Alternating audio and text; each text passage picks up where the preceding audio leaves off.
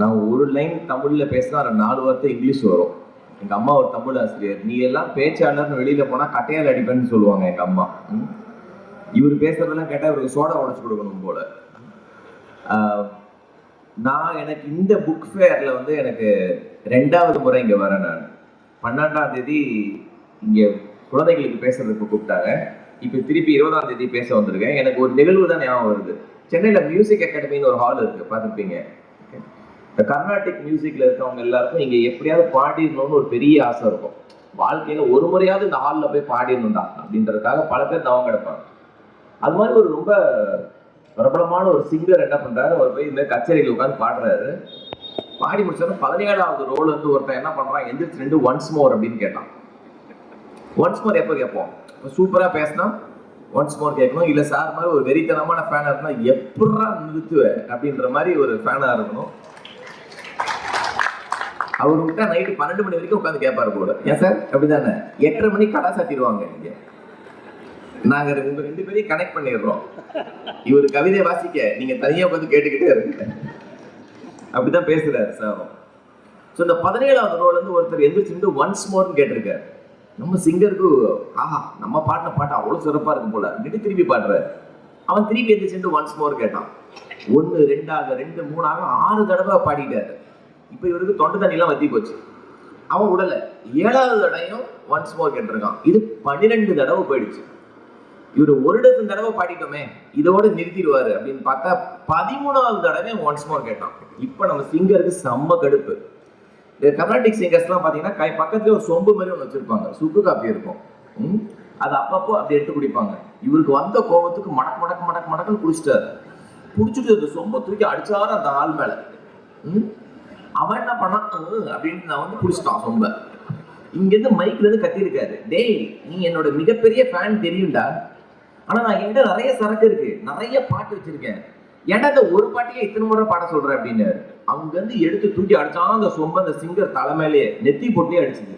அங்க இருந்து கத்தி சொன்னானா, யாரா சொன்னது நான் அவன் ஃபேனுன்னு, இந்த பாட்டை ஒழுங்கா பாடுற வரைக்கும் விட மாட்டேன்டா அப்படின்னு இருக்கான் அவன். புத்தக கண்காட்சிக்கு 12ஆம் தேதி ஒரு முறை கூப்பிட்டு 20ஆம் தேதி கூப்பிடும் போது நான் அந்த சிங்கர் மாதிரியும் பப்பாசி பிரசிடென்ட் அந்த ஃபேன் மாதிரி தான் எனக்கு ஊரெல்லாம் தன்னம்பிக்கை பேச்சாளர் நான் சொல்லிக்கிட்டு தீர ஒழுங்க வந்து பேசுறீங்க. எம்சி மேடம் கிட்ட ஒன்னே ஒன்று சொல்லிடுறேன், எனக்கு இந்த தன்னம்பிக்கை பேச்சாளர்ன்ற அந்த டைட்டிலே பிடிக்காத டைட்டில். அப்படி தன்னம்பிக்கை பேச்சாளர் பேச்செல்லாம் கேட்டு நாடு திருந்திருச்சுன்னா நம்மளாம் எங்கேயோ போயிடுவோம். அந்த மோட்டிவேஷனல் ஸ்பீக்கர் அப்படின்றதுல சுத்தமா 1% எனக்கு உடன்பாடு கிடையாது. நம்மளுக்கு தான் மோட்டிவேஷன் தேவை. நான் எடுத்திருக்க டாபிக், எனக்கு டாபிக் கொடுங்க அப்படின்னாங்க. நான் 2 நிமிஷம் ப்ளீஸ் அப்படின்னு. அப்ப முருகன் சார் சொன்னார், அதுதான் சார் 2 நிமிஷத்துல சொல்லிடுங்க டாபிக் என்னன்னு. சார் டாபிக்கே 2 நிமிஷம் தான் அப்படின்னு. 2 நிமிஷம் தானா அப்படின்னா அப்ப 2 நிமிஷத்துல என்னெல்லாம் பண்ணலாம்? மேகி நூடுல்ஸ் செய்யலாம். கரெக்டா? அந்த அட்வர்டைஸ்மெண்ட்டே பாருங்க, 2 நிமிஷத்துல மேகி செஞ்சிடலாம். பட் நான் என்ன சொல்றேன்னா, ஒருத்தரோட வாழ்க்கையே 2 நிமிஷத்துல புரட்டி போட முடியும். ஒருத்தரோட வாழ்க்கையே 2 நிமிஷத்துல மாற்ற முடியும். என்னோட கதைகள் எல்லாமே இப்ப நான் உங்ககிட்ட ஷேர் பண்ண போறது ஒரு 3ல இருந்து 4 கதை. கடகட மணி இப்ப 7:30 மணி. சுகிதா மேடம் 8 மணிக்கு முடிச்சா கரெக்டா? இல்ல அப்புறம் நீங்க பேசுற நான் கேட்கணும் இல்ல. சரியா 8 மணிக்கு முடிச்சிடுறேன். ஏன்னா 8:30 மணிக்கு கடை சாப்பிட்டோம்னா எனக்கு ஒரு 1/2 மணி நேரம், சுகிதா மேடம்க்கு ஒரு 1/2 மணி நேரம் கணக்கு சரியா போயிடும் நினைக்கிறேன். ஏன்னா நானும் அவங்க பேசுறதை கேட்கணும்னு நினைக்கிறேன். அவங்க இப்பதான் என்னோட மாற்றம் அறக்கட்டளை ஃபங்க்ஷனுக்கு போன வாரம் வந்து சூப்பரா பேசினாங்க. ஒரு கிட்டத்தட்ட 1 hour பசங்களை கட்டி போட்டு வச்சிருந்தாங்க. ரொம்ப சிறப்பான பேச்சாளர். அவங்க பேசுறதை நீங்க கேட்கணும்.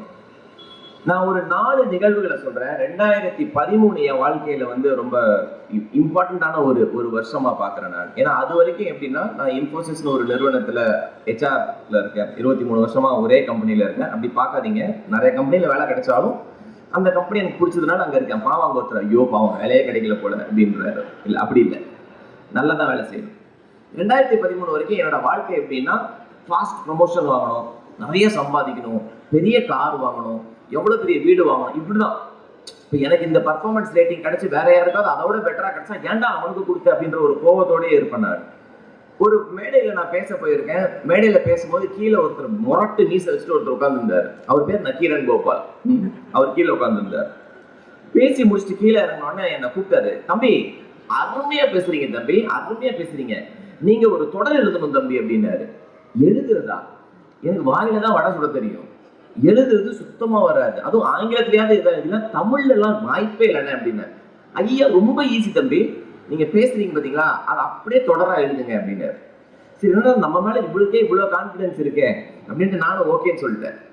நான் என்ன நினைச்சேன், நக்கீரன் வாரத்துக்கு ஒரு முறை வரும்னு நினைச்சேன். அப்புறம் தான் எங்க அப்பா சொன்னாரு, வாரத்துக்கு அது 2 முறை வரும். 2 முறைக்கு என்னடா எழுதுறது, நம்மளுக்கு எழுத்தாளர்லாம் கிடையாது. அவர் திருப்பி ஒரே ஒரு விஷயம் தான் சொன்னாரு, நல்ல இன்ட்ரெஸ்டிங்கா பேசுறீங்க, அதே மாதிரி எழுதிருங்க, சூப்பரா வரும். ஜனவரி 1ஆம் தேதி 2013 ஊரெல்லாம் போஸ்டர் போட்டார் அண்ணன். எனக்கு அவரே ஒரு டைட்டில் கொடுத்துட்டார், HR கிங். நான் HR கிங் எழுதும். தொடரே சூப்பரா இருந்துச்சு, விஜயசாந்தி படம் மாதிரி. இதுதான்டா போலீஸ்ல ஒரு படம் நடிச்சாங்கல்ல, அது மாதிரி. எங்க தொடரோட பேர் நண்பா நீதான் ஹீரோ, இதுதான் தொடரோட பேரு. அதுவும் அண்ணனே வச்சுட்டார், நீ தொடர் மட்டும் எழுது, டைட்டில நான் வச்சிடறேன் அப்படின்னு. ஊரெல்லாம் போஸ்டர் இருக்கா. எங்க ஆபீஸ்ல ஒரு இந்திக்கார பையன் இருந்தான், அவன் பார்த்தான் என்னோட போஸ்டர் எல்லாம் உட்காந்து வெளியில இருந்துச்சு. அப்பதான் அண்ணன் வந்து இந்த பெரிய ஸ்கேண்டல், நித்யானந்தா ஸ்கேண்டல் வெளியில வந்த டைம். நானும் எதுவே சிக்கிட்டேன் போல அப்படின்ட்டு அந்த இந்திக்கார பையனுக்கு போன் பண்றான், டேய் நல்லா இருக்கியாடா, ஏதாவது மாட்டிக்கிட்டியாடான்னு. அப்புறம் மட்டும் சொல்லணும், டேய் நான் தொடர் எழுத போறேன்டா அப்படின்னு சொல்லி அது ஒரு தொடரா எழுதுனேன். நண்பர் 52 வாரம் சிறப்பா போச்சு அந்த தொடர். அப்ப இந்த 2 நிமிஷத்துல என்ன ஆச்சுன்னு பாருங்க. அன்னைக்கு அந்த ப்ரோக்ராம்ல அவர் இருந்து அவர் பார்த்து என்னை எழுத்தாளரா மாத்தின பெருமை நக்கீரன் கோபாலண்ணனுக்கு உண்டு. இப்ப விஷயம் அது கிடையாது. அதுல ஒரு 6வது சாப்டர், ஒரு சாப்டர்ல என்ன எழுதியிருந்தான்னா, நம்மளுடைய லைஃப்ல யாரெல்லாம் நமக்கு எந்த விஷயம் நல்லா வருமோ அதுல நம்மளுடைய கெரியரை பில்ட் பண்ணிட்டோம்னா நீ சந்தோஷமா இருப்பேன்னு எழுதியிருந்தேன். இப்ப நம்மள பல பேர் வேலைக்கு போறோம், இல்ல யாருக்கெல்லாம் திங்கட்கிழமை காலையில துள்ளி குதிச்சுட்டு வேலைக்கு போறோம் அப்படின்றவங்க கை தூக்கு பார்க்கலாம். ஒரு 1 2 3 4 5. யாரெல்லாம் திங்கட்கிழமை பார்த்தாலே ஐயோயோ ஆபீஸ்க்கு போகணுமா, அதுதான். 2 கேட்டகரி தான் இருக்கும். இந்த 2வது கேட்டகரியில் இருக்கவங்க எல்லாம் எப்படின்னா, சராசரியா 30 வயசுல கல்யாணம் பண்ணி ஒரு 2 குழந்தைய வச்சுட்டு சென்னைக்கு மிக அருகில் ஒரு அபார்ட்மெண்ட் வாங்கி அதுக்கு ஒரு 20 வருஷம் லோன் வாங்கி அந்த லோனுக்காக லோன் வேலை செஞ்சு அடுத்த 45-50 வயசுல நம்ம பசங்களுக்கு நம்மளே அட்வைஸ் கொடுப்போம். எனக்கு மட்டும் இது அப்பயே தெரிஞ்சிருந்தா நான் என்ன பண்ணிருப்பேன் தெரியுமா, ஒன்றும் பண்ணிருக்க முடியாது. அப்ப என்னோட போர், நான் ஸ்டூடெண்ட்ஸ் கிட்ட என்ன பேசுறேன்னா, டேய் எவனோ ஏதோ ஒரு விஷயத்த சொல்றான்றதா படிக்காத, உனக்கு பிடிச்ச விஷயத்த படி, உனக்கு பிடிச்ச வேலையை செய், அந்த பிடிச்ச வேலையில கிடைக்கிற சம்பாத்தியம் இருக்கு பாரு, அது சூப்பர் அப்படின்னு நான் எழுதியிருந்தேன். அதான் அந்த 6வது தொடர் 6வது வாரத்துக்கான கதை அம்சம் அதுதான். இதை கேட்ட என்னோட ஃப்ரெண்டு ஒருத்தர் ஒரு ஆளை கூட்டிட்டு வந்திருந்தாரு. அவர் என்ன சொன்னாரு, இந்த பையனுக்கு வந்து கொஞ்சம் கஷ்டப்படுறான், செட்டிநாடு ஹாஸ்பிட்டல் ஒரு ஹாஸ்பிட்டல்ல ஏசி மெக்கானிக்கா வேலை செய்யறான், காலையில 4-5 காரை துடைப்பான் அந்த பையன். ஆனா இவனுக்கு அப்பா ஒரு பேரலிட்டிக் பேஷண்ட், தங்கச்சி இருக்காங்க, தங்கச்சி படிக்க வைக்கணும், இவன் எக்ஸ்ட்ராவா ஏதாவது பணம் சம்பாதிக்கணும்னு பாக்குறான், கொஞ்சம் கவுன்சில் பண்ண அப்படின்னு. அப்ப நான் அவனுக்கு ஒரு கப் டீ வாங்கி ஒரு 2 நிமிஷம் அவன் கூட உட்காந்து பேசினா, கேட்டேன் உனக்கு என்னெல்லாம் தம்பி பிடிக்கும் அப்படின்னு கேட்டேன். அவன் நிறைய விஷயம் சொல்லிட்டு வந்தான். அது 2 விஷயம் இன்ட்ரெஸ்டிங்கா இருந்தது. அவன் பீச் ஓரமா இருக்கிற மீனவ சமுதாயத்தை சேர்ந்த பையன், நீலாங்கரை பக்கத்துல பீச் ஓரமா இருக்கிறாரு. அங்கேயே ஜிம்ல எல்லாம் ஒர்க் பண்ணுவாரான். ஜிம்னா பெரிய ஜிம் கிடையாது, பீச் ஓரமா அந்த கிராஸ் பார் எல்லாம் போட்டு பீச்ல நடப்பாரு, ஓடுவாரு. அவருக்கு ஃபிட்னஸ் ரொம்ப பிடிக்கும். 2வது அவருக்கு அனிமல்ஸ்னா ரொம்ப பிடிக்குமா, நாய் பூனை இதெல்லாம் ரொம்ப பிடிக்கும். அப்புறம் என்ன பண்ணாரு, ஈசிஆர்ல இருக்க இந்த வெட்டினரி கிளினிக்லாம் இருக்குல்ல, டாக்டருங்க நாய்க்கு ஊசி போடும்போது நாயோட காலை பிடிச்சிக்கிறது, அது மாதிரி வேலை, கம்பவுண்டர் வேலை பார்ப்பாரு. அப்படி செஞ்சா ஒரு நாளைக்கு 200 ரூபா 250 ரூபா பிடிக்கும் அவருக்கு வந்து கிடைக்கும். அப்ப என்கிட்ட சொன்னது, எனக்கு எக்ஸசைஸ் பண்ண பிடிக்கும், நாய் பூனைனா எனக்கு ரொம்ப பிடிக்கும். அப்ப நான் சொன்ன ஒரு வாரம் கழிச்சுமா நம்ம திருப்பி மீட் பண்ணலாம் அப்படின்னு. நான் ஒரு அபார்ட்மெண்ட்ல தங்கியிருந்தேன். அப்போ இந்த அபார்ட்மெண்ட்ல பாத்தீங்கன்னா நிறைய பேர் நாய் வாங்குவாங்க. நம்ம ஊர்ல பாத்திருக்கீங்களா, நம்ம ஊர் இந்தியன் டாக்ஸ் யாருமே வாங்க மாட்டாங்க. லேப்ரடார், ரஷ்யாவில் வளர்க்க போற அந்த குளிர் பிரதேசத்துல வளர்ற நாயை சென்னைக்கு கொண்டு வந்திருப்பாங்க. சென்னையில 3 கிளைமேட் தானே இருக்கு, ஹாட்டர் ஹாட்டஸ்ட். இதை தாண்டி நம்மளுக்கு என்ன கிளைமேட் இருக்கு? அந்த நாயெல்லாம் பல நாய் நீங்க வந்து பாத்தீங்கன்னா நாயை வாங்கி அது பண்ணி மாதிரி ஆயிடும். அது எக்ஸசைஸ் பண்றதுக்கு யாரும் சண்டை இருக்கும், நீ வாக்கிங் கூட்டு போ அப்படின்னு. அது மாதிரி எங்க அபார்ட்மெண்ட்ல ஆப்போசிட்ல இருந்த ஒருத்தர் டெய்லியும் அவரும் ஒய்ஃப் சண்டை போட்டுப்பாங்க, இன்னைக்கு வாட்டர் நீ தான் நாயை வாக்கிங் கூட்டு போகணும் அப்படின்னு. அப்ப நான் யோசிச்சேன், இந்த பையன்கிட்ட கேட்டேன், இந்த பாரு எங்க எதிர்த்து வீட்டு ஒருத்தங்க நாய் வச்சிருக்காங்க, அந்த நாயை டெய்லி நீ வாக்கிங் கூட்டு போ, அதுக்கு ஒரு அமௌண்ட் வாங்கலாம் அப்படின்னு. அவன் என்ன லூஸ் மாதிரியே பார்த்தான், நீ லூஸா, நீ நாயை வாக்கிங் கூட்டு போறதுக்கு யாரெல்லாம் பைசா கொடுப்பா அப்படின்னு. காரை கழுவுறதுக்கு பைசா வைக்கும் போது இது கேட்டு பார்க்கலாமே. நான் என்ன பண்ணேன், அவனை கூப்பிட்டு வச்சு, என்னோட ஃப்ரெண்டு தான் அவரு, இந்த பாருங்க இவர் வராரு, இவர் டெய்லி உங்க நாயை வாக்கிங் கூட்டு போவார், காலையிலையும் சாயங்காலம் வாக்கிங் கூட்டு போவார், எவ்வளவு பே பண்ணுவீங்கன்னு கேட்டேன். 1500 ரூபா தரேன்னாரு. ஒரு நாளைக்கு 1500 ரூபா தரேன்னாரு. பையனுக்கு சூப்பர் சார், செம்ம டீல், இந்த டீலிங் நல்லா இருக்கு சார் அப்படின்னு. இப்ப 1500 ரூபா கிடைச்சிருச்சு. எனக்கு வந்து ஒரு 1/2 கிலோ ஸ்வீட் வாங்கி கொடுத்தோம். சார் சூப்பர் சார், ரொம்ப நன்றி சார். அடுத்து என்ன பண்ண, எங்க அபார்ட்மெண்ட் அசோசியேஷன்ல இது மாதிரி நாயை வாக்கிங் கூட்டு போறதுக்கு ஒரு ஆள் இருக்காரு, யாரெல்லாம் ரெடியா இருக்கீங்கன்னா, எங்க அபார்ட்மெண்ட்டுக்குள்ள 32 பேர் நாய் வச்சிருந்தாங்க. அதுல 12 பேர் நாயை கொடுத்துட்டாங்க. அப்பா சாமி நீ கூட்டு போ, 1500 ரூபா கொடுத்துட்றாங்க. இப்ப கணக்கு போட்டுக்கோங்க, 12 × 1500 எவ்வளவு ஆச்சு? 18,000 ரூபா ஒரு மாச சம்பளம், நாயை மட்டுமே வாக்கிங் கூட்டு போய். இப்படி நாளடைவுல அது கொஞ்சம் பெருசாக பெருசாக நான் வீடு மாறி போயிட்டேன், வேற இடத்துக்கு வீடு மாறி போயிட்டேன். ஒரு 3 வருஷம் கழிச்சு என்னை எங்க ஆபீஸ்ல வந்து வெளியில நின்றுருக்காரு. ஐடி கம்பெனிகள்லாம் டக்குன்னு விட்டுற மாட்டாங்க. இந்த செக்யூரிட்டி கார்டு என்ன பண்ணாரு, சார் உங்களை பார்க்க ஒருத்தர் வந்திருக்காரு அப்படின்னாரு. வெளியில போனா நம்மால் நிக்கிறாரு, அதே மாதிரி 1 கிலோ ஸ்வீட்டோட. என்னடா எப்படா இருக்கேன்னு, அண்ணே சூப்பரா இருக்கேன்னு, பஜாஜ் பல்சர் பைக் ஒன்று வாங்கியிருக்கேன்னு அப்படின்னாரு. 1,25,000 அந்த பைக்கோட விலை அப்போ. நான் கேட்டேன்டா லோன் போட்டியாடா அப்படின்னு. அண்ணே லோன்லாம் போடலண்ணே, ஃபுல் ஹாட் கேஷ் தான் பே பண்ணேன் அப்படின்னு. ஓ சம்பளா அப்படின்ட்டு என்ன, அண்ணா வாங்கின உங்களை ஒரு ரவுண்டு கூட்டு போறேன் அப்படின்ட்டு ஓஎம்ஆர் ரோட்ல ஒரு 2 கிலோமீட்டர் அப்படி ரவுண்டு கூட்டு போயிட்டு வந்து என்னை இறக்கி விட்டான். அப்ப நான் கேட்டேன், எப்படா அந்த நாயெல்லாம் வாக்கிங் கூட்டு போறியே, எப்படா போகுதுன்னு. அண்ணா இப்ப நம்ம கிட்ட ஒரு 127 நாய் இருக்குண்ணே அப்படின்னா. நான் சொன்னேன் 127 நாயா? 127 நாய் எப்படா வாக்கிங் கூட்டு போற? அண்ணே நீங்க ஐடியா கொடுத்தீங்கன்னு நானா டெய்லி கூட்டிட்டு போக முடியும், அதனால இப்போ 20 ஸ்டாஃப் ரெக்ரூட் பண்ணிருக்கேன், 20 பேர் வச்சிருக்கேன். 18 பேர் ஃபுல் டைமா, 2 பேர் வந்து பேக்கப் ஆகும். எதுக்குடா பேக்கப் அப்படின்னு. இல்லைன்னா இந்த பசங்க டக்குன்னு லீவ் போட்டா கஸ்டமர் அப்செட் ஆயிடுவாங்கல்ல, அதனால டக்குன்னு போயிடுவேன், அதனால ஆரம்பிச்சிட்டேன். ஒரு நாய்க்கு இப்ப 1500 ரூபாய், இந்த பசங்களுக்கு 300 ரூபா கொடுத்துட்றேன்னு, மீதி பைசா நமக்கு தான் நிக்குது, நல்லா இருக்கேன் இந்த பிசினஸ் அப்படின்னா. ஆஹா சூப்பர்ரா அப்படின்ட்டு, டேய் ரொம்ப சந்தோஷம்டா, ரொம்ப ஹாப்பிடான்னு நான் அப்படி போறேன். என்னை கூப்பிட்டான், அண்ணே நான் கூட ஐடி கார்டு கொடுத்துருக்கேனே, நீங்க போட்டிருக்க மாதிரி. நான் ஐடி கம்பெனி எல்லாம் பாத்தீங்கன்னா நாய் சங்கிலி பேர் ஒன்று மாட்டியிருக்கோம். நான் கூட ஐடி கார்டு கொடுத்துருக்கேனே அப்படின்னா. ஐடி கார்டு கொடுத்துருக்கியா? எதுக்குடா ஐடி கார்டு? அண்ணே நாய் திருட்டு பயங்கர பிரச்சனைன்னு, டக்குன்னு நான் வேற எவனாவது நாயை கூட்டு போயிடக்கூடாது, அதனால கஸ்டமர்கிட்ட தான் சொல்லியிருக்கேன், என்னோட கம்பெனி என்னோட ஐடி கார்டை காமிச்சாதான் உனக்கு வந்து நாயே கொடுக்கணும் அப்படின்னு. ஃபைனலா ஒன்று கேட்டான் பாருங்க, அங்கதான் வந்தான் அம்மாளு. அண்ணே இந்த ஐடி கம்பெனியில் இருக்கீங்களே, எனக்கு ஒரு சின்ன ஹெல்ப் ஒன்று பண்ணுங்கண்ணே. என்னடா? எனக்கு ஒரு வெப்சைட் போடணுண்ணே அப்படின்னா. என்னடா? இல்லைண்ணே எனக்கு ஃப்ரெண்டு ஒருத்தர் சொன்னாரு, www.dogwalker.com அப்படின்னு ஒரு வெப்சைட் வரணுமா. ஓகே நினைச்சு பாருங்க, நக்கீரன் கோபாலண்ணா ஒரு வாய்ப்பு கொடுக்குறாரு, நம்ம அது ஒரு தொடரா எழுதுறோம். நான் எழுதுற தொடரெல்லாம் யாருங்க படிச்சிருக்க போறா? அந்த புத்தகம் இருக்கு அங்க, அதை பார்த்தா எனக்கே நானே ரொம்ப சோகமா இருக்கேன். வெளியில அண்ணன் கிட்ட சொன்னேன், அண்ணன் வேற படத்தை மட்டும் மாத்திடுவோண்ணே அப்படின்னு. அதுல 6வது பக்கம் 6வது பாகத்தை அதை ஒருத்தன் படிச்சு அதை என்கிட்ட கேட்க போய் இன்னைக்கு அவன் ஆந்திரப்பனரா இருக்கான். ஆக ஒரு விஷயம் தான், நம்ம ஒரு புத்தகம் படிச்சா கவர் டு கவர் படிக்கணும்னு அவசியம் கிடையாது.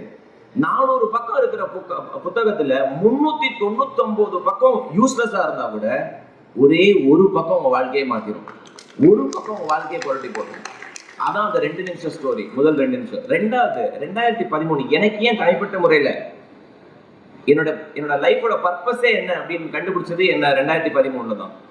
இது மாதிரி ஒரு மேடை மதுரையில கெரியர் கவுன்சிலிங்னா அதிகமா பேசுறது லிட்ரரி ஃபோரம்ஸ்ல கிடையாது, எழுத்தாளர்கள் கிட்ட கிடையாது, இது மாதிரி ஆடியன்ஸ் கிட்ட கிடையாது. நான் அதிகமா பேசுறது வந்து குழந்தைங்க கிட்ட, ஸ்டூடெண்ட்ஸ் கிட்ட தான் பேசுவேன். நான் என்ன படிக்கலாம், எப்படி படிக்கலாம், இதுதான் என்னோட டாபிக். மதுரையில போய் ஒரு நிகழ்ச்சியில பேசுறேன். பேசி முடிச்சோன்னா அது ஒரு நாளிதழ் நடத்துற கெரியர் கவுன்சிலிங் ஈவென்ட். அதோட எடிட்டர் வந்து என்கிட்ட சொல்றாரு, சார் வெளியில ஒரு பொண்ணு நிக்குது சார், அது உள்ளே வர மாட்டேங்குது அந்த பொண்ணு, உங்ககிட்ட ஏதோ 2 கேள்வி கேட்கணுமா, கொஞ்சம் வந்து பதில் சொல்றீங்களா அப்படின்னாரு. நான் வெளியில போய் பாக்குறேன், நல்ல இந்த ஹைட்ல ஒரு பொண்ணு, அவ போட்டு இருந்த சல்வார் கமீஸ் இங்க இருக்க யாருமே போட மாட்டீங்க, இங்க இருக்க பெண் குழந்தைங்க யாருமே போட மாட்டீங்க, அது வீட்டுல நம்ம கால் மீதியா கூட போட மாட்டோம். ஏன்னா அதோட தோள்பட்டை இங்கிருந்து ஆரம்பிக்கல, இங்கிருந்து தான் ஆரம்பிக்குது. அப்ப யாரோ கொடுத்துருக்காங்க அந்த துணியை. அவளோட நோட் புக்கை அவளோட செஸ்டோட அப்படி வச்சுக்கிட்டு அழகான மதுரை தமிழ்ல என்கிட்ட கேட்கிறேன், அண்ணே வணக்கண்ணே, நீங்க நிறைய விஷயம் பேசுனீங்க, சில விஷயம் பேசுனது புரிஞ்சுது, பல விஷயம் புரியல, எனக்கு ஒரே ஒரு கேள்விதான், படிச்ச உடனே ஒரு வேலை கிடைக்கணும், அது மாதிரி ஒரு படிப்பு சொல்லுங்க அப்படின்னா. என்ன கேட்குறா? படிச்ச உடனே ஒரு வேலை கிடைக்கணும், அது என்ன படிப்பா இருந்தாலும் பரவாயில்ல நான் படிச்சிருவேன், ஆனா வேலை கிடைக்கணும்னு அப்படின்னு. அப்ப நான் கேட்கிறேன், நீ என்ன பண்றமா என்னன்னு. வழக்கம் போல அப்பா குடி, முழு நேர குடி, டாஸ்மாக்கு ஒரு டொனேஷன் கொடுக்குறாரு. அம்மா கிடையாது, அம்மா இறந்துட்டாங்க, இந்த குழந்தை 8வது படிக்கும்போது அம்மா இறந்துட்டாங்க. தம்பி தங்கச்சி. இவங்க அம்மா இருக்கிற வரைக்கும் இந்த பொண்ணை ஒரு மெட்ரிகுலேஷன் ஸ்கூல்ல படிக்க வச்சிருக்காங்க. அப்ப நான் கேட்டேன், உனக்கு யார் ஃபீஸ் கட்டுறான்னு கேட்டேன். அவன் சொல்றான், நான் தானே 4 வீட்டுல பாத்திரம் தேய்ச்சிட்டு தம்பி தங்கச்சியும் படிக்க வைக்கிறேன் அப்படின்னா. நான் மேல சொல்லு அப்படின்னேன். அவன் சொல்றான், நான் காலையில 3 மணிக்கு எந்திரிப்பேன். தமிழ்ல ஒரு சேயிங் இருக்கு, 3 மணிக்கு எழுந்தால் முனிவர் அப்படின்னுவாங்க. அப்புறம் 4 மணிக்கு எந்திரிச்சா இது, 5 மணிக்கு எந்திரிச்சா இது, 7 மணிக்கு மேல எந்திரிச்சா எருமாடுன்னுவாங்க. இந்த குழந்தை 3 மணிக்கு எந்திரிக்குது. 3ல இருந்து அவர் ஒருத்தர் பாக்குறாரு, 7 8 கணக்கு போடுறீங்கல்ல, பரவாயில்ல விடுங்க, நம்ம யூஎஸ் டைம் எந்திரிப்போம். இப்ப இந்த குழந்தை சொல்லுது, 3ல இருந்து 5 மணி வரைக்கும் டெய்லி படிச்சுடுவானாம் காலையில எந்திரிச்ச உடனே. 5ல இருந்து 6 தம்பி தங்கச்சிக்கு சாப்பாடு, மார்னிங் பிரேக்ஃபாஸ்ட் லஞ்ச் செஞ்சுட்டு 6ல இருந்து 7 ஒரு வீடு, 7ல இருந்து 8 ஒரு வீடு.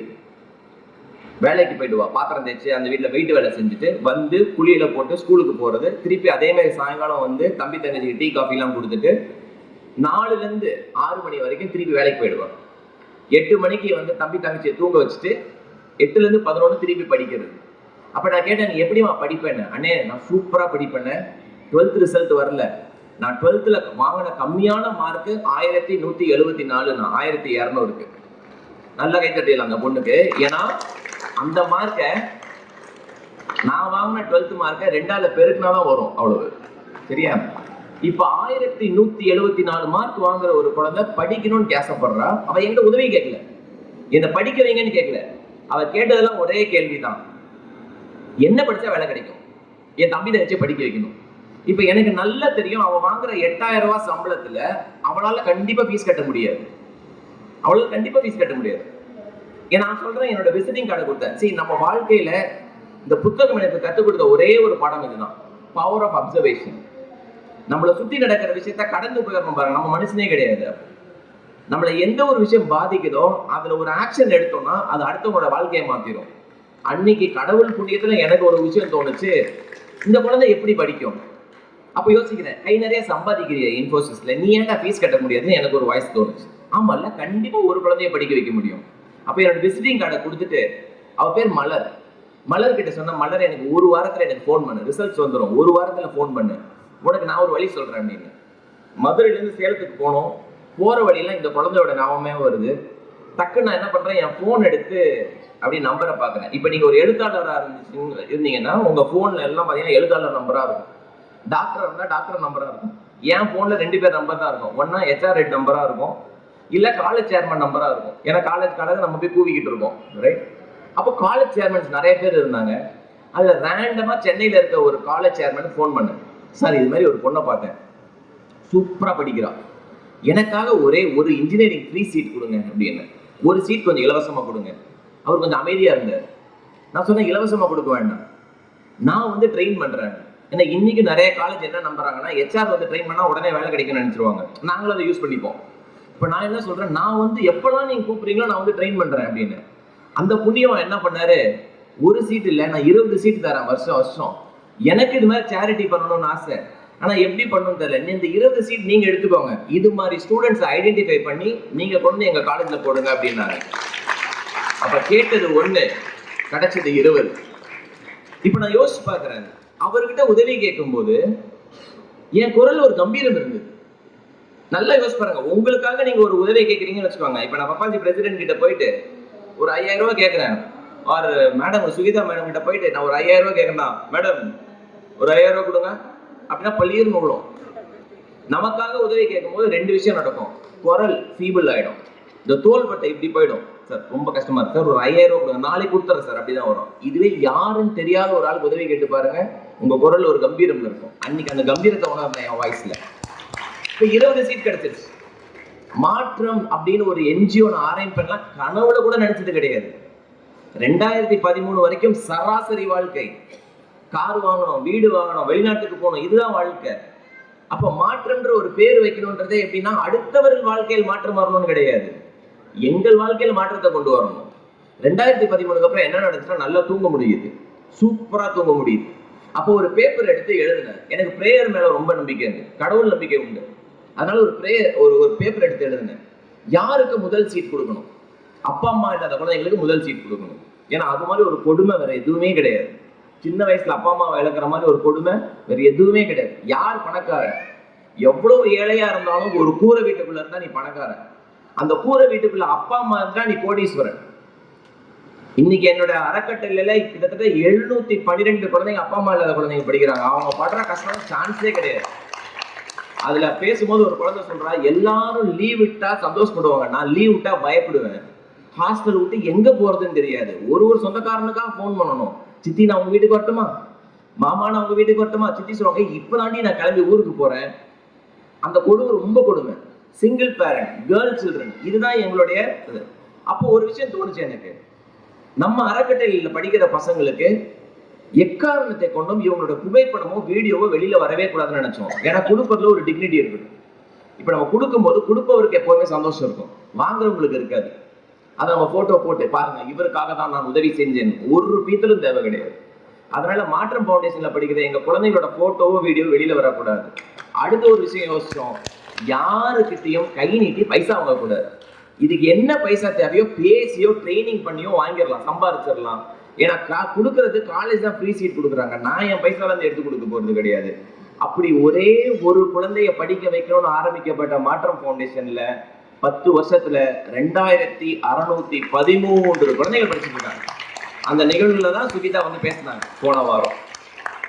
அப்ப அந்த 2 நிமிஷம், ஒருவேளை அந்த எடிட்டர் அன்னைக்கு என்ன கூப்பிடல, நான் ரொம்ப பிஸி சார், நான் அதெல்லாம் பார்க்க முடியாதுன்னு ஒருவேளை தாண்டி போயிருந்தேன்னா இன்னைக்கு மாற்றம் ஒரு என்ஜிஓ ஆரம்பிச்சிருக்கிறதுக்கு வாய்ப்பே கிடையாது. அதனாலதான் எப்போதுமே எனக்கு ஒரு நல்ல பழக்கம் ஒண்ணு உண்டு.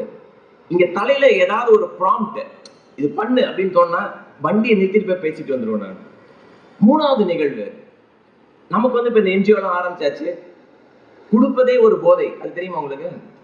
கொடுப்பதே ஒரு போதை. நிறைய பேர் இந்த போதைக்காகவே நிறைய கொடுப்பாங்க, அது நமக்கு தெரியவே தெரியாது. சேலத்துல ஒரு கல்யாண மண்டபத்துல பேச போயிருந்தேன், career counselling event. Full hall full ஆயிடுச்சு, மேடையில் எங்கெல்லாம் உட்கார்ந்துருக்காங்க ஆளுங்க. ஒரு நடுத்தர வயசுல ஒருத்தர் அழுக்கான ஒரு வேட்டி சட்டை, ஒரு மஞ்சப்பை, பக்கத்துல வந்து கூடவே ஒரு பையனை கூட்டிட்டு வராங்க. அந்த பையனை வந்து கூட்டிட்டு வந்து நேர கீழே தரையில உட்காந்துட்டாங்க. உட்காந்து நான் பேசுறதை கேட்கறாங்க. நான் பேசும்போது அவங்க பயங்கரமா தலையாட்டிக்கிட்டு நோட்ஸ் எல்லாம் எடுத்துக்கிறாரு. பேச்சாளர்கள் யார் அதிகமா பார்த்து பேசுவாங்கன்னா, நம்ம பேசுறதுக்கு யார் வந்து பயங்கரமா தலையாடுறாங்க, எந்த ஒரு மொக்க ஜோக்கா இருந்தாலும் அப்படி சிரிக்கிறாங்கல்ல, அவங்களதான் அதிகமா பார்ப்பாங்க. இப்ப இவரு பயங்கரமா இன்ட்ரெஸ்டா உட்காந்து பேசிட்டு தான் பேசுறதெல்லாம் கவனிச்சிட்டு இருக்காரு. பேசி முடிச்ச உடனே என்ன சுத்தி எல்லாரும் வந்து கேள்வி கேட்கறாங்க. வழக்கம் போல கேள்விதான், ஈஸி பெட்டரா கம்ப்யூட்டர் சயின்ஸ் பெட்டரா, நம்ம வாயிலிருந்து அது பெட்டர்னு வர வரைக்கும் கேட்டுக்கிட்டே இருப்பானுங்க. இப்ப இவரு அவங்க பையனை கூட்டிட்டு அந்த ஓரத்துல நிக்கிறாரு, என்கிட்ட ஏதோ கேட்கணும்னு வெயிட் பண்றாரு. நான் என்ன பண்றேன், பேசி முடிச்சுட்டு அடுத்த நிகழ்வுக்கு நான் போகும்போது அவர் வர்றாரு. வரும்போது ஆர்கனைசர் ஒரு பையன் என்ன பண்ணா, ஹலோ வெயிட் சார், பயங்கர பிஸி சார், அடுத்த ப்ரோக்ராமுக்கு போகணும், நீங்க அப்புறம் பேசுங்க அப்படின்னாரு. நான் சொன்னேன் 1 நிமிஷம் அப்படின்னு. அவரு சார் 30 செகண்ட் தான் சார், ஒரே நிமிஷம் சார் அப்படின்ட்டு வந்தாரு என்கிட்ட. வந்துட்டு சார் என் பேர் முருகன் சார், இது அப்படின்னு ஆரம்பிச்சார். அந்த பையனை காமிச்சு இதுன்னு ஆரம்பிச்சார் பாருங்க. நம்மளுக்கு தான் தலையில உடனே ஓடிடும்ல, நம்ம பெரிய என்ஜிஓ ஃபவுண்டர், எவ்வளவு பேரை படிக்க வைக்கிறோம் அப்படின்ற அந்த கொம்பு பின்னாடி அந்த லைட் தெரிஞ்சிருச்சு எனக்கு.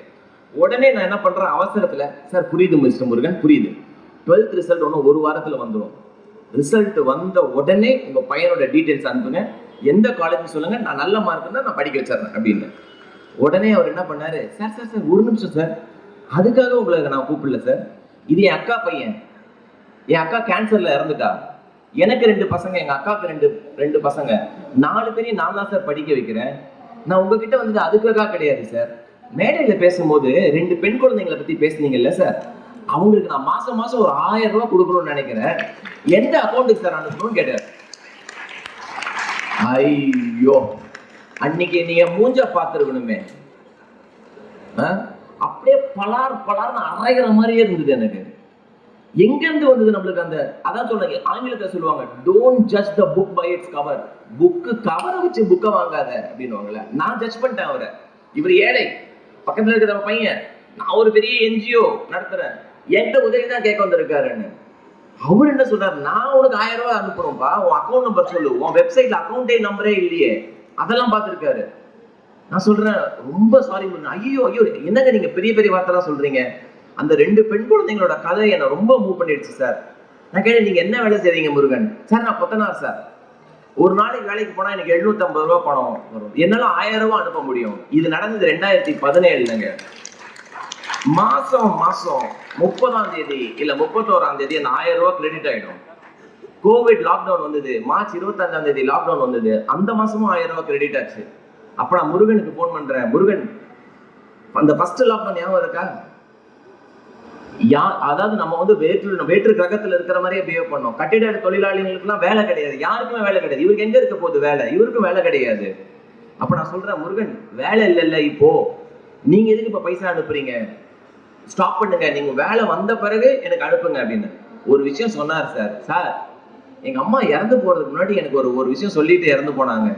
தம்பி, எக்காரணத்தை கொண்டு சத்தியம் பண்ணாத, சத்தியம் பண்ண அப்படின்னா வாக்கு கொடுத்துறாத, வாக்கு கொடுத்தா உன் தலையே போனாலும் அதை காப்பாற்றணும் அப்படின்னு சொல்லிட்டு என்கிட்ட சொல்றாரு.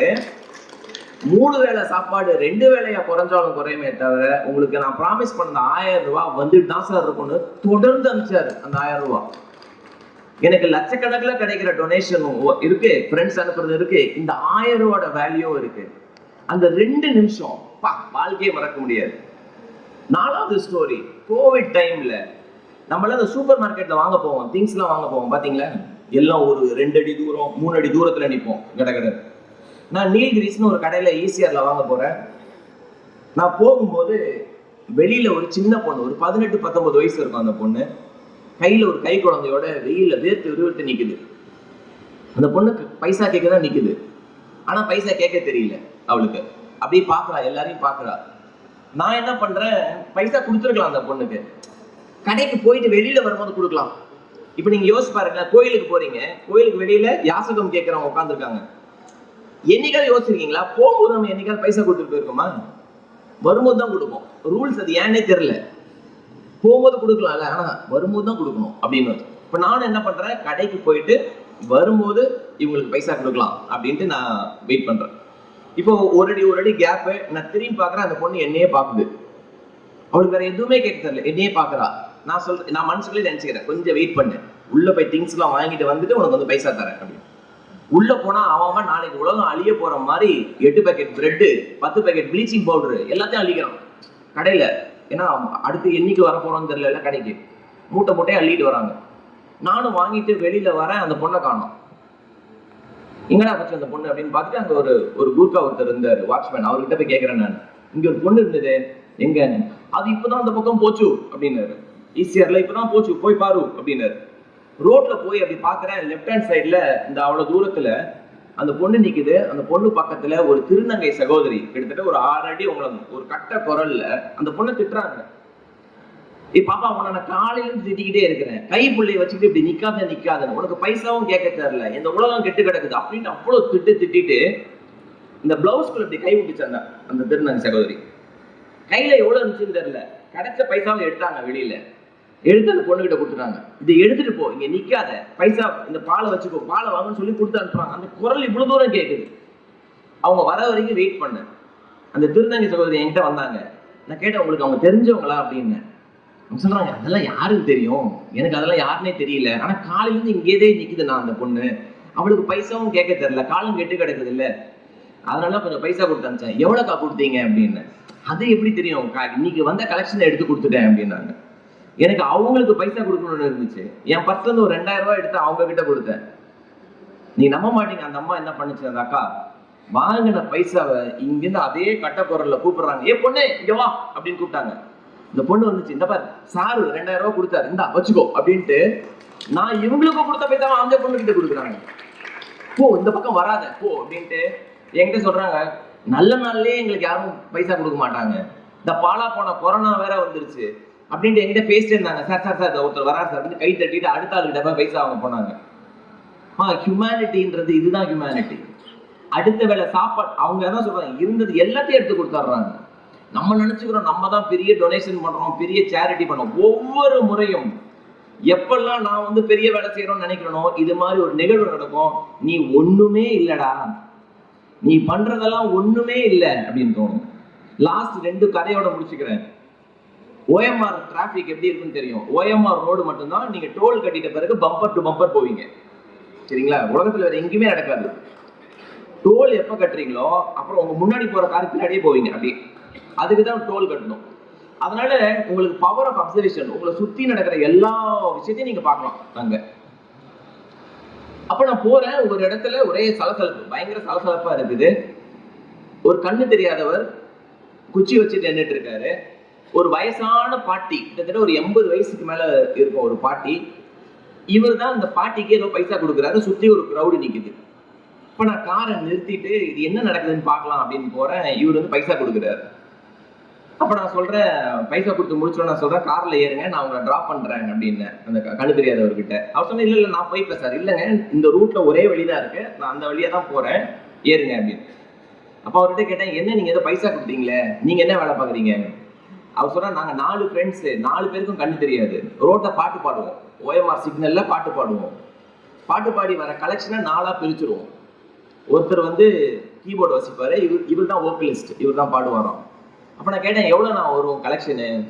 இல்லைங்க, ஒரு நாளைக்கு சராசரியா 100ல 125 ரூபா ஒரு ஆளுக்கு கிடைக்கும் அப்படின்னு. சரி, இந்த பாட்டிக்கிட்ட என்ன பேசிட்டு இருந்தீங்க? அவர் சொல்றாரு, இந்த பாட்டிக்கு பசங்கெல்லாம் இருக்குது, 84 வயசு அந்த பாட்டிக்கு, பசி பாவம். நான் தாண்டி போகும்போது ஐயோ பசிக்குது, அம்மா பசிக்குதுன்னு கத்திக்கிட்டே இருந்தாங்க, வயசானவங்க இல்ல, அதனால அவங்களுக்கு பைசா கொடுத்தேன். எவ்வளவு சார் கொடுத்தீங்க அப்படின்னு. இன்னைக்கு என் கலெக்ஷன் 125 ரூபா, 100 ரூபா கொடுத்தேன் உங்களுக்கு அப்படின்னு. சரியா? நான் சொல்றேன், 100 ரூபா கொடுத்து நீங்க என்ன பண்ணுவீங்க அப்படின்னு. இல்லையே, இன்னைக்கு நைட் சாப்பாடு மட்டும் தானே, நைட் சாப்பாடு 20 ரூபா போதும் எனக்கு, நாளைக்கு திருப்பி பாட போயிடுவோம்ல. பசி, அவர் என்கிட்ட சொல்றாரு, பசி ரொம்ப கொடுமை சார், பசி ரொம்ப கொடுமை. அந்த பாட்டி என்ன பண்ணும் பாவம். நான் அவருக்கு ஒரு 500 ரூபா கொடுக்குறேன், இறங்கும் போது வாங்கவே மாட்டேன்ட்டாரு. ஐயோ சார், உழைச்சு சம்பாதிக்கணும் சார், நீங்க என்ன அப்படி இந்த 500 ரூபா அங்க கொடுத்தா நீங்க அந்த அம்மாவுக்கு கொடுத்துருக்கலாமே, என்கிட்ட ஏன் சார் கொடுக்குறீங்க அப்படின்னு. நம்மளை சுத்தி இது மாதிரி டெய்லி ஹீரோஸ் இருந்துகிட்டே தான் இருக்கிறாங்க. ஆனா நாம பாக்குற ஹீரோஸ் வேற யாரையோ, இந்த நிஜ லைஃப் ஹீரோஸ்ன்றாங்க பாருங்க, அது வேற லெவல். ஃபைனலா லாஸ்ட் ஸ்டோரி, நம்ம செய்யற ஏதோ ஒரு விஷயம் யாரையோ பாதிக்கும். அந்த எழுத்தாளர்கள் அந்த உள்ள போனீங்கன்னா அது ஒரு பொக்கிஷ மலை. அது ஒரு எழுத்தாளர், இப்ப இவர் பேசும்போது எத்தனை எழுத்தாளரை குறிப்பிட்டார். வைரமுத்துல தொடங்கி ஜெயகாந்தனை தொடங்கி ஏதோ ஒரு எழுத்து உங்களை பாதிக்குது. சில டைம் பேச்சும் பாதிக்கும். ஒரு நல்ல பேச்சும் உங்களை தூங்க விடாது, உங்களை பாதிக்கும். அது மாதிரி நடந்த ஒரு நிகழ்வோட நான் முடிச்சிடுறேன். நான் ஃபேஸ்புக்ல ரொம்ப ஆக்டிவா நிறைய விஷயம் எழுதுவேன் நான். அது மாதிரி எனக்கு ஒரு மெசேஜ் வந்தது ஒரு நாள். அந்த மெசேஜ்ல வந்த மெசேஜ் தமிழ்ல, அன்பு அண்ணாவிற்கு என் உயிரை காப்பாற்றியதற்கு நன்றி. இதான் மெசேஜ். என்ன? என் உயிரை காப்பாற்றியதற்கு நன்றி. நேரம் இருந்தால் இந்த தொலைபேசி எண்ணை தொடர்பு கொள்ளவும் அப்படின்னு ஒரு நம்பர் போட்டு. எனக்கு அது மாதிரி மெசேஜ் வந்ததே கிடையாது. எப்பயுமே யூடியூப்ல ஒரு டாக் போச்சுன்னா 4 பேர் நல்லா பேசணும்னு சொல்லுவான், இன்னும் 4 பேர் நீ எல்லாம் ஒரு பேச்சாளர், பேசினா கொண்டே விடுவேன் அப்படின்னு சொல்லுவாங்க.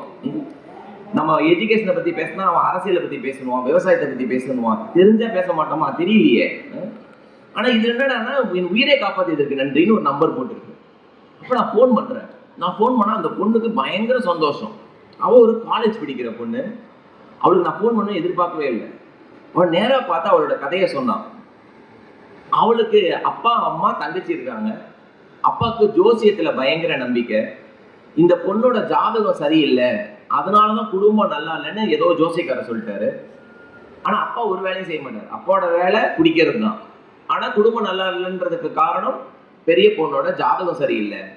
அடி உத, இதுதான் அந்த பொண்ணுக்கு டெய்லி நடக்கிற விஷயம். ஆனா இந்த பொண்ணு சூப்பரா படிப்பான். அப்ப அந்த ஸ்கூல் டீச்சர் சொல்லியிருக்காங்க, நல்லா படிமா, நல்லா படிச்சு காலேஜுக்கு போய் நல்லா படிச்சுட்டேன்னா ஒரு நல்ல வேலை கிடைச்சிரும், அதுக்கப்புறம் நீ இந்த அப்பாவோட கொடுமையில நீ தப்பிச்சிடலாம் அப்படின்னு சொல்றாங்க. அவ சென்னையில இருக்க தண்டவாளத்தை ஒட்டி இருக்கிற ஒரு காலேஜ்ல படிக்க போறா. First year second year daily அடி. அவங்க அப்பா வந்தாருன்னா இந்த பொண்ணை பார்த்து அடிச்சுட்டு தான் மறு வேலையை பார்ப்பாரு. இவ சொல்றா, அடி வாங்கி மறந்து போச்சுன்னா. ஃபைனல் செமஸ்டர் எக்ஸாம் அப்போ நம்ம ஊர்ல இந்த ஹால் டிக்கெட்லாம் வாங்கி சாமி படத்துக்கு முன்னாடி வைப்போம்ல, இவ்வளவு சாமி படத்துக்கு முன்னாடி வச்சிருக்கா. அப்பா வந்து குடி போதையில நீ எல்லாம் படிச்சு என்னடி பண்ண போறேன்னு அடிச்சு ஹால் டிக்கெட்டை சுக்கு நூற கிழிச்சு தூக்கி போட்டார். இந்த பொண்ணுக்கு இவ்வளவு நாள் பொறுத்து இந்த எக்ஸாம் எழுதிட்டா நம்மளுக்கு டிகிரி கிடைச்சிரும், அந்த கோபத்துல அவளுக்கு என்ன பண்ணணும்னு தெரியல, தற்கொலை பண்ணிக்கலாம்னு முடிவு பண்றா. என்ன பண்றா, தற்கொலை பண்ணி ஒரு சூசைட் நோட் லெட்டர் எழுதிடுறா. என்னோட சாவுக்கு யாரும் காரணம் கிடையாது, அதெல்லாம் எழுதி வச்சுட்டு தலகாணிக்கையில வச்சுட்டு முதல் நாள் போய் நேப்பியர் பிரிட்ஜில் அந்த தண்ணிக்குள்ள குதிக்கலான்னு பாக்குறா. பார்த்தா அந்த சிசிடிவி கேமரா இருக்கு போல. அப்புறம் யோசிச்சு பாக்குறான், நம்ம ஏன்னா சாக்கடை தண்ணியில விழுந்து சாகணும், இதுல நம்மள யாரா காப்பாத்திட போறாங்க அப்படின்ட்டு யோசிச்சு பாக்குற. சூப்பர், காலேஜ் தண்டவாளத்தை ஒட்டி இருக்கு, அப்பப்ப ட்ரெயின் ஆக்சிடென்ட் நடக்குது. அவளை பொறுத்த வரைக்கும் அவ சொல்றா, அண்ணா ட்ரெயினுக்கு முன்னாடி குதிச்சா உடனே செத்துடலாம் அப்படின்னு தோணி அடுத்த நாள் காலையில போய் ட்ரெயினுக்கு முன்னாடி குதிச்சிடலாம் அப்படின்னு முடிவு பண்ணிட்டான். சூசைட் நோட்டை எழுதி தலகாணி கீழே வச்சுட்டு அடுத்த நாள் காலையில இந்த குழந்தை போய் தண்டவாளத்தை குதிக்கிறதுக்கு ரெடியா இருக்குது.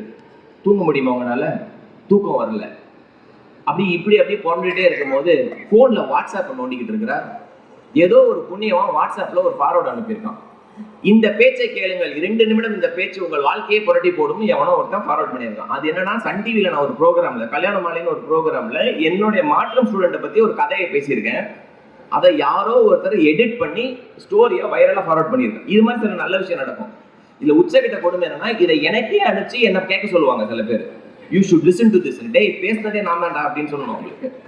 இப்போ இந்த பொண்ணுக்கு நைட்டு 1 மணிக்கு இந்த ஃபார்வர்ட் மெசேஜ் வருது. அவ கிளிக் பண்றா. கிளிக் பண்ணா அந்த வீடியோல வர ஸ்டோரி ஒரு ரியல் ஸ்டோரி. ஜெயஸ்ரீன்னு என்னுடைய ஒரு மாணவி 10ஆம் கிளாஸ் படிக்கும் போது அக்கா ஓடி போயிடுறாங்கன்னு சொல்லி இவளை கல்யாணம் பண்ணி வச்சிடறாங்க. 11ஆம் கிளாஸ் படிக்கிற அந்த வயசுல இவளுக்கு குழந்தை பிறந்துருது. 3 வருஷம் பிரேக்குக்கு அப்புறம் ஸ்கூலுக்கு போறா. அம்மா 11க்கும் பொண்ணு எல்கேஜிக்கும் ஒரே ஸ்கூலுக்கு போறாங்க. பொண்ணு யூகேஜி போறா, அம்மா 12th போறாங்க. 12th முடிச்சு சூப்பரா வந்து இங்க சென்னையில கம்ப்யூட்டர் சயின்ஸ் இன்ஜினியரிங் முடிச்சு ஒரு பிரபலமான ஐடி கம்பெனியில கை நிறைய சம்பளத்தோட போறதுதான் அந்த கதை. இந்த கதையை அந்த பொண்ணு கேட்கிறா. அடுத்து நான் சூசைட் பண்ணிக்க போறேன். இந்த பொண்ணு அந்த கதையை கேட்கிறா. கதையை கேட்டு அவளுக்கு தோணுன ஒரே விஷயம், என்னை விட படுமோசமான நிலைமையில இருக்கிற ஜெயஸ்ரீக்கா இவ்வளவு லைஃப்ல சக்சஸ் ஆனப்போ நான் ஏன் உயிரை மாற்றிக்கணும் அப்படின்றதுக்காக அந்த லெட்டரை, எழுதின லெட்டரை சுக்குநூறா கிழிச்சு தூக்கி போட்டா. யாருக்கிட்டையும் அவன் சொல்லல. அவங்க அப்பா கிட்ட சொல்ல, அவங்க அம்மா கிட்ட சொல்ல, தங்கச்சி கிட்ட சொல்ல. ஆனா அவளுக்கு இந்த பேசின ஆள் யாருன்னு தெரியல. தேடி பார்க்கலாம் ஃபேஸ்புக்ல. அப்போ என்னோட பேரை கண்டுபிடிச்சு எனக்கு தான் அந்த மெசேஜ் அனுப்பிச்சிருக்கா. அவ சொல்றான், ஆனா அந்த நேரத்துல எனக்கு அந்த மெசேஜ் வரலன்னா இன்னைக்கு நான் உயிரோட இருந்திருக்க மாட்டேன். அதுக்கு தான் உங்க பேச்சுக்கு நன்றின்னு. இத்தனோ வருஷமா எத்தனோ மேடையில பேசியாச்சு. ஆனா அன்னைக்கு அவ கொடுத்த அந்த காம்ப்ளிமெண்ட் இருக்கு பாருங்க. ஒரு பேச்சு ஒரு ஆளோட உயிரை காப்பாற்றும் அப்படின்னா 24 மணி நேரம் 365 நாளும் இந்த வேலையை செய்யலாம். ரைட்? 365 நாள் இந்த வேலையை செய்யலாம். நீங்க படிக்கிற புத்தகமா இருக்கட்டும், நீங்க செய்யற வேலையா இருக்கட்டும், 1 நிமிஷம் ஹால்ட் பண்ணுங்க லைஃப். உங்களை சுத்தி நடக்கிற விஷயத்த பாருங்க. ஒருத்தரோட லைஃபை மாத்துறதுக்கு 2 நிமிஷம் போதும். அந்த 2 நிமிஷம் நம்ம கொடுக்கறதுக்கு தான் நம்மளுக்கு டைம் கிடையாது. உனக்கு என்னடா வேணும் தம்பி, என்ன பண்ண முடியும்? உங்க எல்லாரையும் நான் தொண்டு நிறுவனம் ஆரம்பிக்க சொல்ல.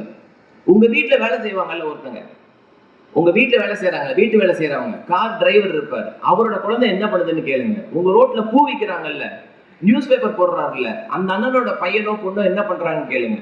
அவங்களுக்கு நீங்க ஃபீஸ் கட்டி படிக்க வேணாம், எங்களை மாதிரி தொண்டு நிறுவனத்துக்கு அனுப்பிச்சு விட்டுருங்க. உங்களுக்கு கோடி புண்ணியமா இருக்கும். உங்களுக்கு தான் கடைசி வரைக்கும் கோயில் கட்டி கும்பிடுவோம் அந்த குழந்தை. அதனாலதான் சொல்றேன், ஒருத்தரோட லைஃபை மாத்துறதுக்கு 2 நிமிஷம் போதும். சுபிதா அவர்களே 5 நிமிடம் எக்ஸ்ட்ரா எடுத்துக்கிட்டு மன்னித்துக் கொள்ளுங்கள். Thank you very much. It's a pleasure talking to you.